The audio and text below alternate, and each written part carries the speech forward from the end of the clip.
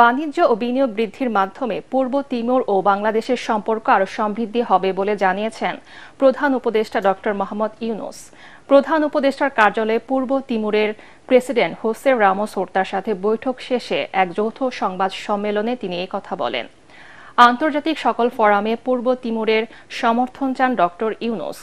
Doctor ইউনূসকে বন্ধু ও mentor আখ্যা দিয়ে তিমুরের প্রেসিডেন্ট হোসে রামোস হোর্তা বলেন, বাংলাদেশের অংশীজন হিসেবে পাশে থাকবে তার দেশ। আরও জানাচ্ছেন ইয়াসিন রানা।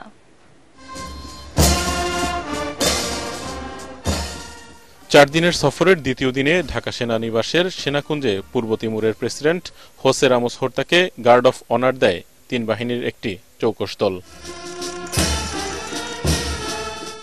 এরপর প্রধান উপদেষ্টা ডক্টর ইউনূসের সাথে দ্বিপাক্ষিক বৈঠক করেন পূর্ব তিমুরের প্রেসিডেন্ট। দুই দেশের সম্পর্কের উন্নয়ন, বাণিজ্য বিনিয়োগ বৃদ্ধি ও ভিসা সহজ করার বিষয়ে আলোচনা হয়। স্বাক্ষরিত হয় কয়েকটি চুক্তি।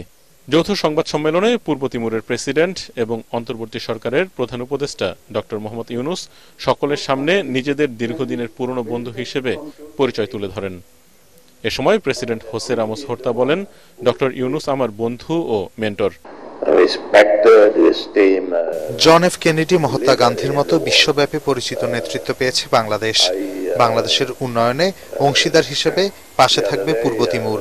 অবকাঠামো, শিক্ষা ও স্বাস্থ্য খাতে বাংলাদেশকে আমরা সহযোগিতা করতে পারি। বাংলাদেশের ব্যবসায়ীদের বলবো, আমাদের দেশ সফর করুন এবং কি ধরনের ব্যবসায়িক সম্পর্ক গড়ে তোলা যায় তা পর্যবেক্ষণ করুন।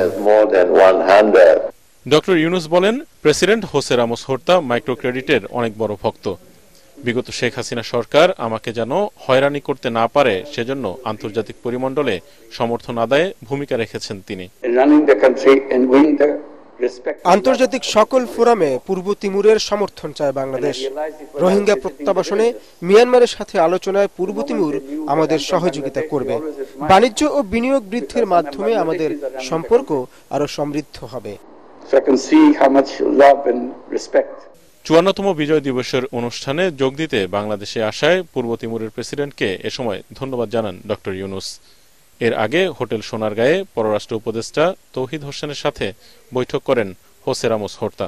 এদিকে বঙ্গভবনে রাষ্ট্রপতি মোহাম্মদ শাহাবুদ্দিনের সাথে সাক্ষাৎ করবেন তিনি। এর আগে 4 দিনের সফরে শনিবার রাতে সিঙ্গাপুর এয়ারলাইন্সের একটি বিশেষ ফ্লাইটে ঢাকায় আসেন তিনি। ইয়াসিন রানা, এটিএন বাংলা, ঢাকা।